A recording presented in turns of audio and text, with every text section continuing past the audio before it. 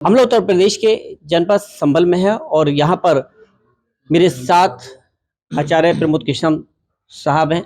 Sir, जिस तरह से राम मंदिर का निर्माण किया जा रहा है, इधर बड़ा ऐलान पापियों का अंत करने के लिए जिस तरह से कल की भगवान अवतार लेंगे और आज उनका मंदिर का निर्माण किया जा रहा है, स्टेचू हम देख रहे हैं तैयार है। इस भी क्या दिक्कतें आई थी और कि सर किस तारीख को ऐलान किया जा रहा है और क्या देख रहे हैं किस तरह से लोगों ने इस मंदिर के निर्माण के लिए रोक की थी। और खासकर संभल में की बात करें कि संभल के सांसद डॉक्टर शफीक रहमान हर बार वार किया है, तो किस तरह से जंग जीती है और इस बीच क्या आपका सवाल निशान राजनीतिक लोगों पर होता है जो भगवान के अवतार और भगवान के इस मंदिर को निर्माण करने के लिए रोक रहे हैं। एक तरफ श्री राम अवतार जिस तरह से वहाँ निर्माण किया जा रहा है 22 तारीख को, किस बीच क्या बयान है सर आपका? देखिए, हमारे धर्म ग्रंथों में ये लिखा हुआ है कि भगवान का अवतार हर युग में होता है। श्रीमद् भागवत गीता में इसका उद्घोष है और अधर्म का नाश करने के लिए, धर्म की पुनर्स्थापना करने के लिए भगवान अवतार लेते हैं। हर युग में उनका अवतार हुआ है। ऐसे ही त्रेता युग में भगवान राम के रूप में अयोध्या में आए, द्वापर युग में भगवान कृष्ण के रूप में मथुरा में आए और कलयुग में कल्कि के रूप में संभल में आएंगे। ऐसा हमारे धर्म ग्रंथों में लिखा है। तो भगवान का अवतार जहां होगा, उनके अवतार से पहले ही श्री कल्कि धाम का भव्य मंदिर बनकर तैयार हो, उसका शिलान्यास 19 फरवरी को हो रहा है।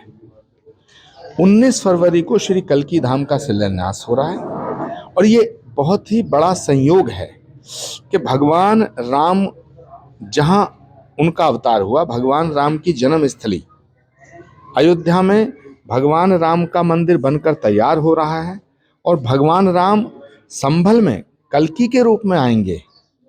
तो जहां भगवान राम कल्कि के रूप में आएंगे, उनका मंदिर बनना शुरू हो रहा है। तो भगवान राम का मंदिर बनकर तैयार हो रहा है, जिसको 22 जनवरी को माननीय प्रधानमंत्री जी उसकी प्राण प्रतिष्ठा कर रहे हैं और 19 फरवरी को भगवान के श्री कल्कि धाम का शिलान्यास हो रहा है, भूमि पूजन हो रहा है, यानी कि मंदिर बनना शुरू हो रहा है।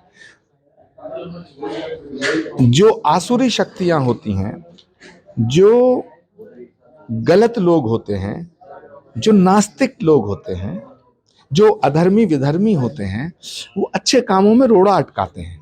ऐसे ही भगवान राम के मंदिर के मार्ग में भी बाधाएं आईं, लेकिन अदालत के फैसले से करोड़ों भक्तों की प्रार्थनाओं को स्वीकार करते हुए सुप्रीम कोर्ट ने भगवान श्री राम के मंदिर का निर्माण कराया।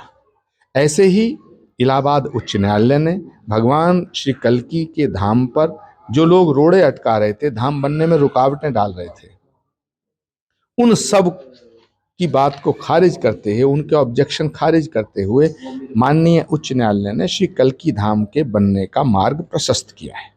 सर, एक तरफ पूरे देश में, दुनिया में धर्मगुरु कहलाता आज भारत कहला रहा है मोदी जी के नेतृत्व में। इधर 50 वर्ष इंतजार किया गया, अब राम मंदिर का निर्माण किया। मोदी जी के बारे में क्या आपका ख्याल है? मोदी जी तो ख्याल से ऊपर हैं। मोदी जी देश के प्रधानमंत्री हैं और जो प्रधानमंत्री होता है वो सबका होता है, वो तो भारत का प्रधानमंत्री होता है। मोदी जी सिर्फ भाजपा के नेता थोड़े हैं, मोदी जी भारत के प्रधानमंत्री हैं और भारत के प्रधानमंत्री का मैं पूरा सम्मान करता हूँ। श्री कल्कि धाम के मंदिर के शिलान्यास का निमंत्रण देने मैं खुद प्रधानमंत्री जी के यहाँ जाऊंगा और मैं उनसे अनुरोध करूंगा कि जिस तरह भगवान श्री राम के मंदिर का शिलान्यास और प्राण प्रतिष्ठा मोदी जी कर रहे हैं, उसी तरह श्री कल्कि धाम के मंदिर का शिलान्यास भी वो करें। मैं उनसे आग्रह करूंगा। सर, एक तरफ पूर्व सीएम थे मुलायम सिंह यादव पर गोली चलाने का था, अखिलेश यादव कह रहे हैं कि हम जाएंगे। ऐसे में आस्था के बीच इस तरह से क्या मानना है सर? देखिए, भगवान श्री राम के भक्तों पे जो गोली चलवाई गई, उसमें बहुत लोगों का बलिदान हुआ, तो उसके प्रायश्चित के लिए तो जरूर रामलला का दर्शन करने माननीय अखिलेश जी को जाना चाहिए।